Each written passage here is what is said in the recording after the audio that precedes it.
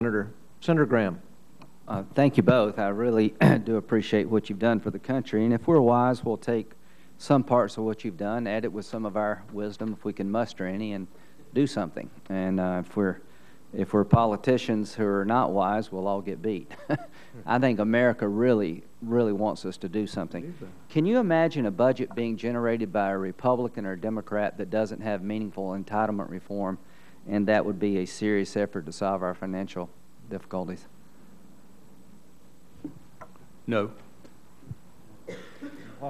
Can you imagine any scenario where we can save Social Security from impending massive cuts, 30% in 2037 or maybe more, or any entitlement program without adjusting the age for eligibility?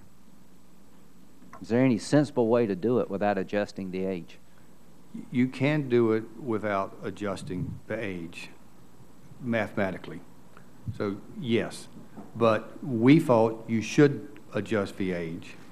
As you know, you're not eligible for Social Security at 65 today. Right. You're eligible at 66. And under current law, it goes to 67 in 2027. Senator Simpson, can you imagine any scenario of saving Social Security and Medicare or getting our debt situation in better standing without adjusting the age of eligibility? I think it's impossible. The average age is 77. It's going to go to 80. As I say, 63 was the date of the life expectancy, and 65 was the retirement. Now, you can retire at, we used to be able to retire on Social Security, you might live 3 or 4 years. Now you retire on Social Security, you may live 20. So how is that supposed to be when there were 16 people paying in and now there are only 2 people paying in 10 years? Those are, I tell people, read the trustees' report on Social Security. It's done by Democrats and Republicans for years. Now let's build on this. Can you imagine a scenario of saving Social Security from bankruptcy or major cuts without some forms of means testing of benefits?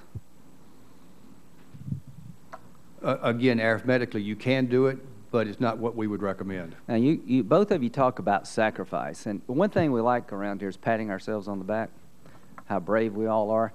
I would argue that nobody in this room, including both of y'all, are doing anything near like going to Afghanistan. So let's put this in perspective. All we're asking people to do is to do things that make sense. The sooner you do it, the better off we all are, because if you do it sooner, that means the solutions are not as draconian. So let's talk about means testing and sacrifice. If you took an idea that said if you make $50,000 or less in income, including Social Security, you wouldn't have your benefits adjusted, what would that mean for the people that make over $50,000? You'd have to have your benefits reduced somewhat. Is that correct, Mr. Bowles?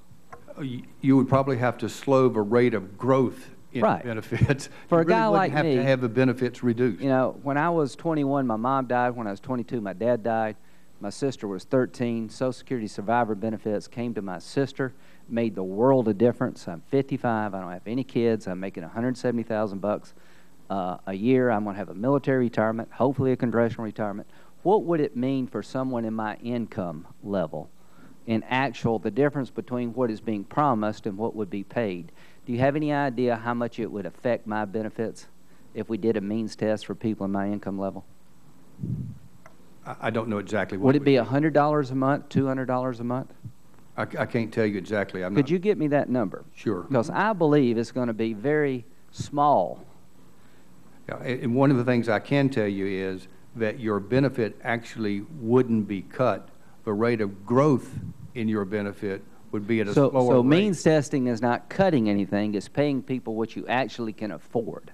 Yes, what it does, it grows it at the rate of inflation rather than at a higher rate. So you have a progressive price indexing. Yes. Senator Simpson, do you think that's a smart idea for us to embrace? Well, I think anything. What I tell people is this. I'm 79, and so I see these people in the room, you know, with their signs and you know, all sorts of activity. I'll say, wait a minute, pal. I put $5 in it when I was 15, worked at the Cody Bakery. I was in the Army, and you did put it in when you were in the Army, not now. And for the most productive years of my life practicing law in Cody, I never put in over $874 a year, and neither did any other guy in the United States. This is fakery. Well, I got stuck for $1,200, $1,400, $2,000, $4,000, finally on up. But let me tell you, you're going to get it all back. When in '83, we found that the guy got out, got everything back plus 6% interest in 3.5 years. Would both of you urge the Congress to take up Social Security reform as part of this effort to bring about fiscal sanity? Absolutely, unequivocally, yes. Got to. Thank you. I think